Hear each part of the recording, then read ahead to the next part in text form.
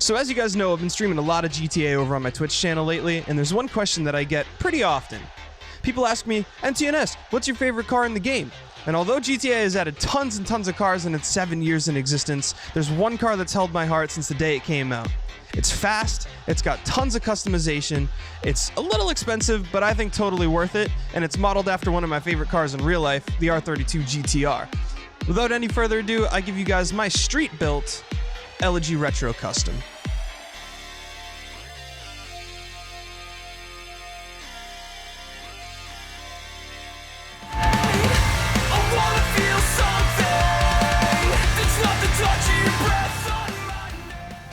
What's going on, guys, and welcome to my first ever Grand Theft Auto 5 build showcase. As you guys heard in the intro, this is going to be for the LG Retro Custom, and I'm really excited to do this one. This is definitely my favorite car in the game. As you can see, I've even built 2 of them.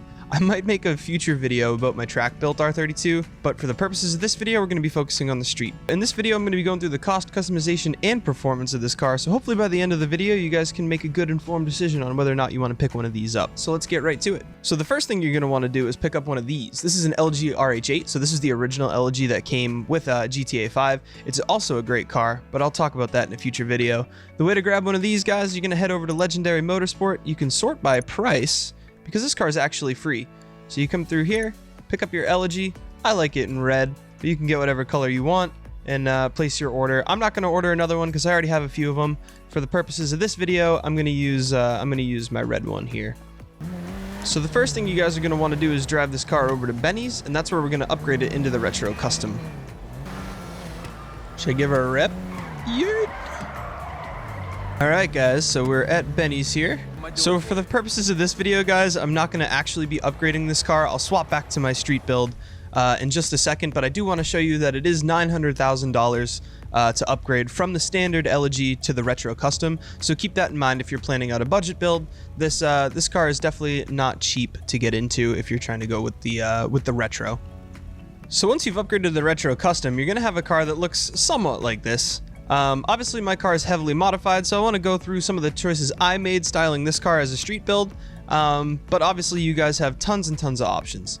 So first things first, we're going to look at the bumper. I just went with the stock front bumper. I didn't want to go too crazy, but there are tons and tons of options for this car if you want to build something that's a little bit more loud and crazy like my track build. Same thing for the rear bumper, guys. I didn't go with the diffuser on this one, but I do have one on my track build. Bumper meshes, I mean, you get into the nitty-gritty on this car. You can really customize this car to your liking. There's also options for intercooler, so different intercoolers that you can go with. If you want more of a plain look up front, you can totally do that. I like having the anus. I like having anus up front personally, but that is totally up to you guys.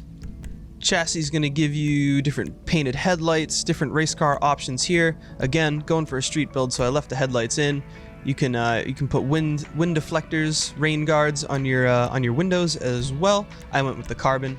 Fenders have different vents, drills, different wide bodies, all sorts of different things that you can choose from. I just went with the single vent on the front fender, trying to keep it clean, but adds a little bit of race car spice.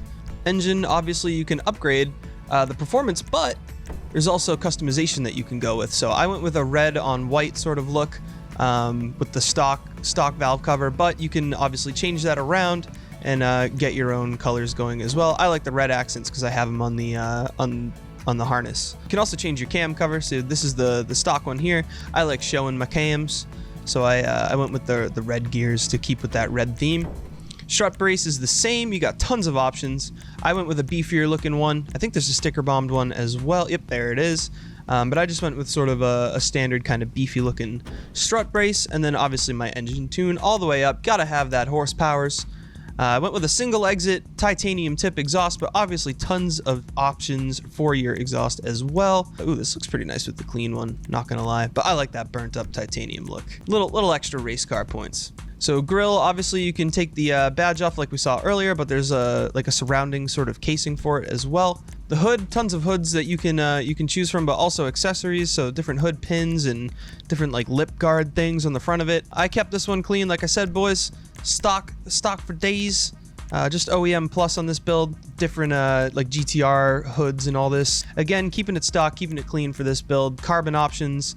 So I just went with a little scoop. Again, OEM plus. Interior, I did kind of go a little bit more all out, I suppose. And trim's black.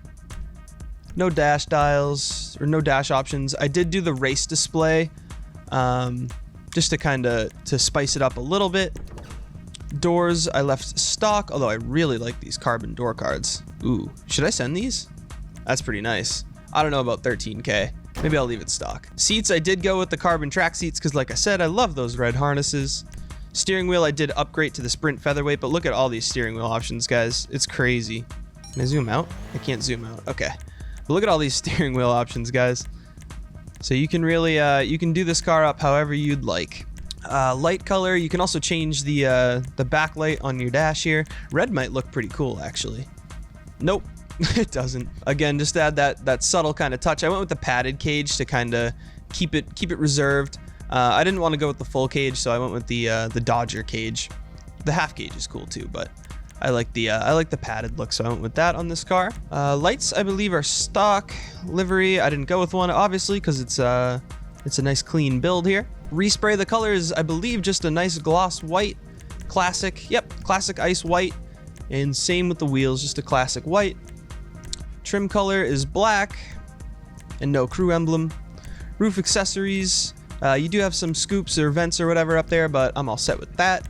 And there's also some vortex generators and all sorts of different things that you can go with. I just went with the carbon roof spoiler. Again, just that kind of subtle touch, matches up with the spoiler option on the back. Skirts, stock skirts on this car, guys. I didn't go too crazy. I think these kind of stick out a little too much for the bumpers I have going on, and then this is a little too low. Like I don't like when skirts are lower than the front of the car, so I went with the stock skirts on this car. The spoiler, I went with the carbon flap spoiler. There are tons of spoiler options for this car, guys. You can go all white with that spoiler, which actually looks pretty mean. You can go with these drag sort of spoilers, the bolt-ons. None will give you a little ducktail. I wish you could completely remove it, but I don't think that's an option. But as you can see, guys, tons and tons of options. So whatever type of spoiler you're into for this car, you can totally find something that works for you. And of course, as you guys saw at the beginning of the video, you do have some chassis mounts. So if you want to go full race car, you totally can. That's an option on this car as well. And it's a great track build. Transmission's all the way upgraded. Turbo, of course. Wheels. You guys know I'm running those new tuner wheels. Oh, not tuner. I'm sorry, boys. Sport. No. What? Which one did they add? It's street. I guess Benny's doesn't have street wheels. Huh. Well, these are street wheels, boys. These are the street TE37s. I think that might be an oversight on Rockstar's end. I don't think Benny's added the street wheels. Windows tinted all the way out. Go for that limo look on this car. I didn't want people to see the cage. That was kind of my thought behind that. And that is pretty much it for the customization on this car, guys. So up next, we're going to go through the performance of this car. I have to say, this thing's an absolute blast to drive around the map. It's nice and fast. It's got tons of grip. And for a sports car, it really gets around good. So just driving around here, guys, you can really feel the all-wheel grip on this car.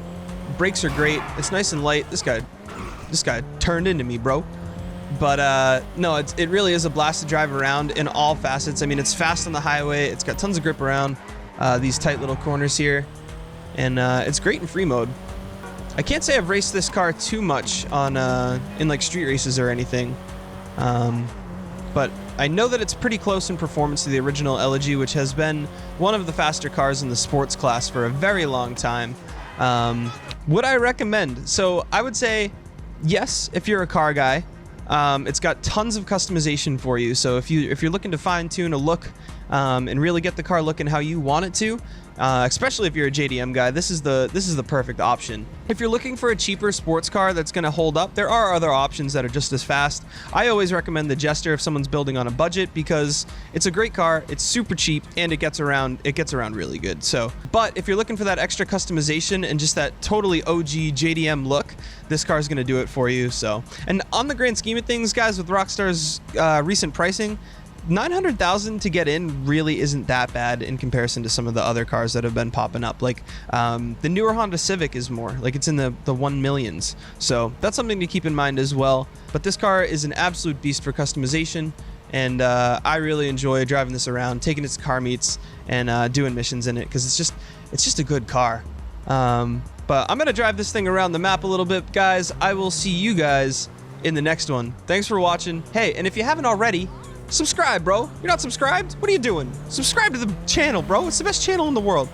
I'll see you guys in the next one. Peace.